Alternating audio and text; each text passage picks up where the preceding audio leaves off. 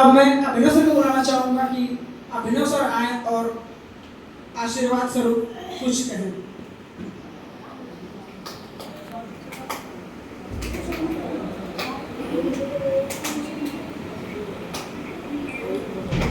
तो आदरणीय principal sir, vice principal sir, fellow teachers और मेरे प्यारे स्टूडेंट्स, मेरे विद्यार्थी, आज सभी ने अपनी अपनी भूमिकाएं बखूबी निभाई। जिनको जो रोज छात्र बनते हैं वो छात्र बने और कुछों को अवसर मिला कि वे शिक्षक बने। उन्होंने अपने अपने अनुभव हमसे साझा भी किए। उन्होंने बताया कि उन्हें शिक्षक बनकर कितना मज़ा आया। लेकिन एक गौर करने वाली बात जो किसी ने नहीं कही वो थी सीखने वाली बात। सीखने वाली, Nobody learned anything। किसी ने नहीं कहा कि मैं हमने कुछ सीखा। Teaching is continuous process. सतत प्रक्रिया है सीखने की, शिक्षा। जब तक आप सीखोगे नहीं तब तक आप जीवन में सिखाओगे कैसे, ये बताओ। तो आप जिन विषयों को लेकर शिक्षक बने थे उन विषयों को लेकर आप उन्हें सिखा रहे थे, लेकिन उस सिखाने के प्रक्रिया में आपने बच्चों के किन गतिविधियों को ऑब्जर्व किया, अवलोकन किया, उनका किन गतिविधियों को देखा, समझा और ये भी समझा कि किस प्रकार से बच्चे उसे सीख रहे हैं, किस प्रकार से हम सिखा रहे हैं और किस प्रकार से हम उसमें और आगे और भी उसमें हम लोग अच्छा कर सकते हैं, सुधार कर सकते हैं।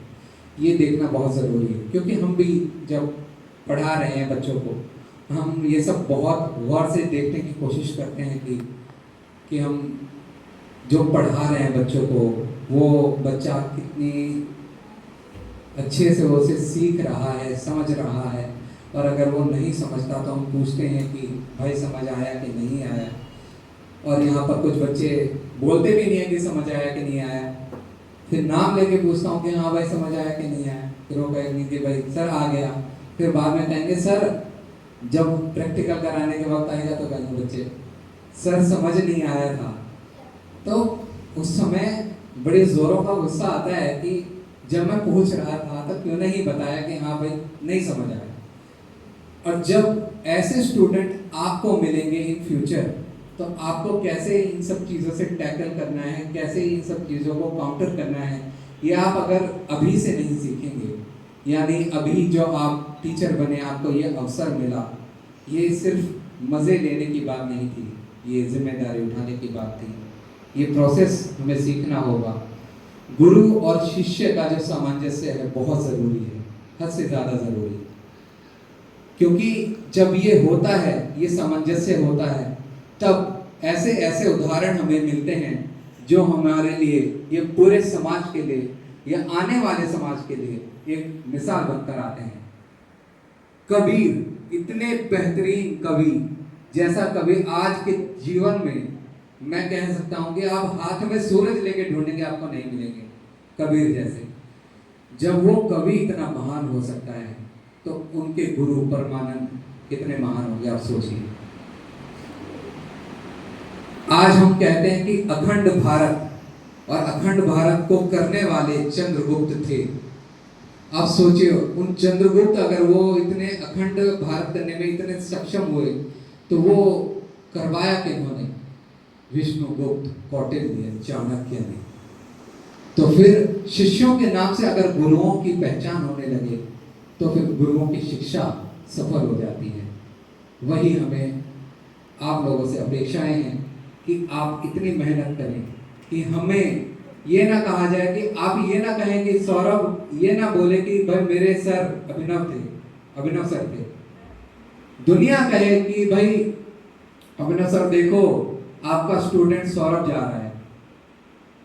तो ये जब हमें ये सुनने को मिलेगा ना तो हमारा सीना वाकई 56 इंच का हो जाएगा।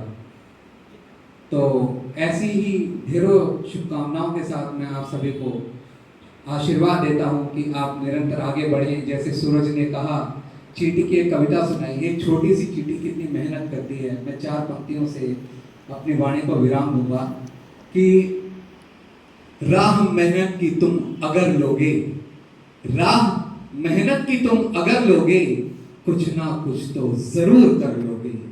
आज किस्मत की बारी है तो क्या, आज किस्मत की बारी है तो क्या, तुम भी उसकी कभी खबर लोगे, तुम भी उसकी कभी खबर लोगे। बहुत बहुत धन्यवाद।